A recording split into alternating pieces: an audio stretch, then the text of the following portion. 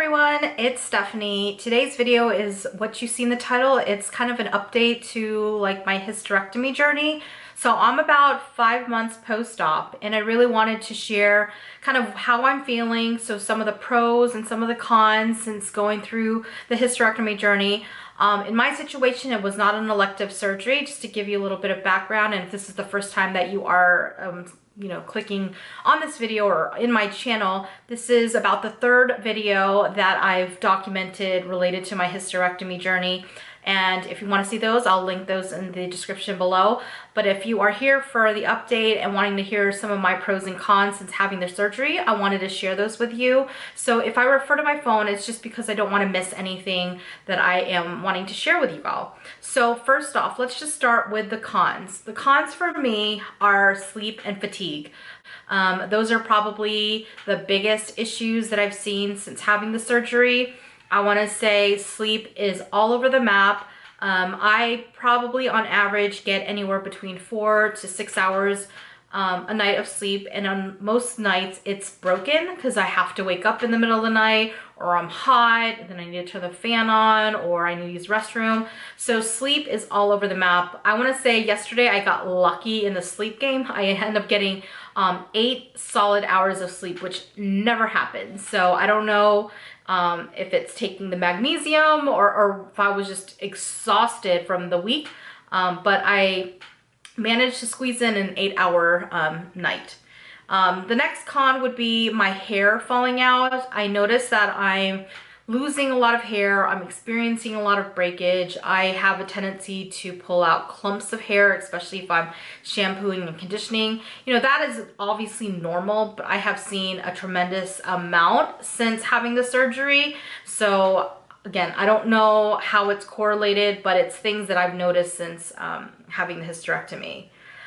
Third thing would be weight gain in my situation. And I think part of it is me not being as mobile and as active as much as I would like. You know, we are still in a pandemic. I ended up having my surgery right as our city was being shut down. And so for the last several months, I was pretty much at home, as most of us are. And yeah, it was kind of a challenging situation to go through because I wasn't expecting, you know, months of being basically in confinement. The last thing, or the next thing, is lower back pain.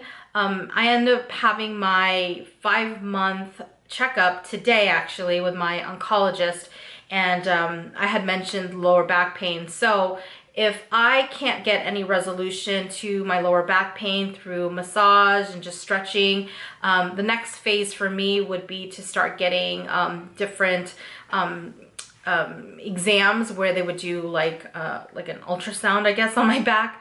But I'm not quite there yet. I really don't want to go down another path of issues. I just wanted to see if there's anything I could do naturally to resolve that issue. The last thing would be bloating, and then like just the swelling of my stomach. I noticed that it has a tendency to bloat more frequently.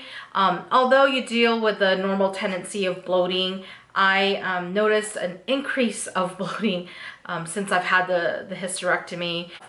So those are my cons. So it's not terribly bad. The pros, I would say, so the good stuff and the pros is that I no longer have to worry about the like inconsistent, you know, bleeding, menstrual cycle, you know, just being very anxious and having all this anxiety, you know, if it's going to be that time of the month, or, you know, is this going to be a long period where I'm going to be bleeding excessively. And I know that's a lot of TMI, but it was very debilitating leading up to my hysterectomy. So to have that completely go away overnight is a blessing in disguise, and I have no regrets.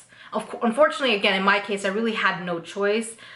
So I obviously opted to get everything taken out because of the situation, because I did get diagnosed with a like uterus cancer cells. The other thing is that just being able to wear other colors outside of black is a huge blessing. Again, you know, when you're feeling, you know, bloated, you're bleeding, and you're just having that uncomfortable feeling when it comes to your body, You know, I have a tendency to lean on black just because it's something that kind of hides things. But, you know, to be able to wear like a skirt with color, or, you know, a pair of shorts or whatever, it's just refreshing to be able to wear something other than black, or to feel like I have to constantly cover up.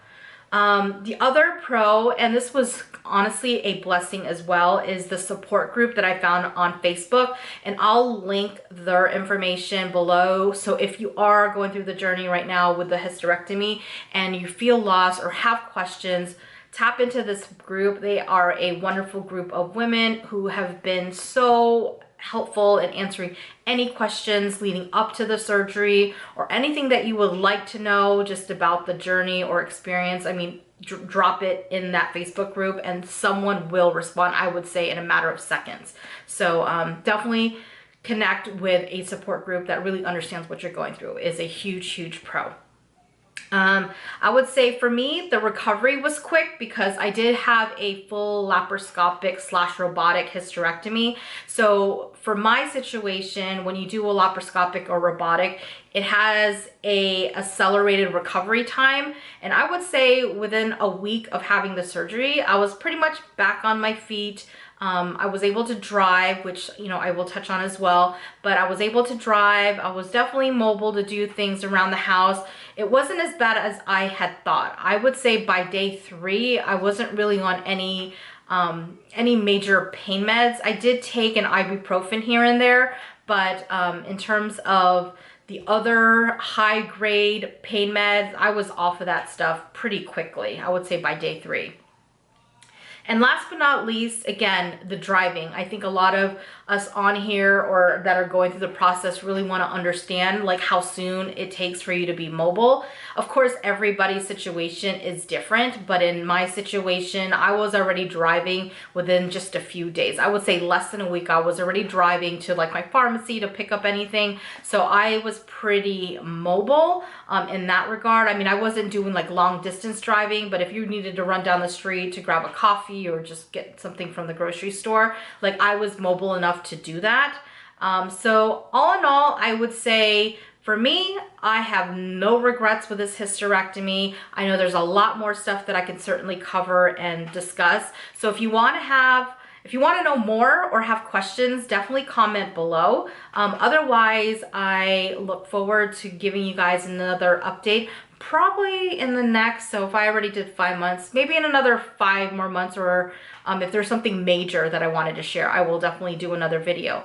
But otherwise, if you are going through the journey, just know that you're not alone. And if you guys are post-op, post-hysterectomy, awesome. I would love to also hear your experience as well. So have a great day, and I will talk to you guys in the next video.